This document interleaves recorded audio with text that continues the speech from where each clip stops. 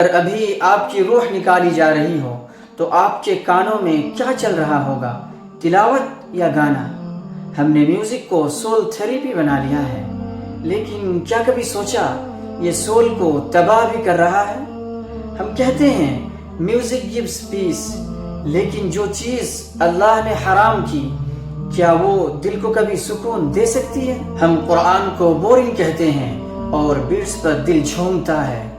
کیا ہم بھول گئے ہیں شیطان بھی جنت سے نکالا گیا تھا تکبر کی وجہ سے، اور وہ ہمیں بھی نکال رہا ہے گانے کے ذریعے۔ راتوں کو ہم ایئر بڈس لگا کر اپنے دل کو دوزخ کے گانوں سے بھر رہے ہیں، اور دن میں کہتے ہیں یا اللہ گیو می پیس۔ جو نور، جو رحمت سجدے میں تھی، ہم نے اسے چھوڑ کر میوزک کو اپنا مقصد بنا لیا۔ ریممبر، جس دن قبر میں اتارا جائے گا، کان میں تلاوت نہیں، شاید آخری سنائی دینے والی چیز حرام سانگ ہو۔ ابھی وقت ہے، let's unplug from noise and connect to the Quran, the true sound of peace.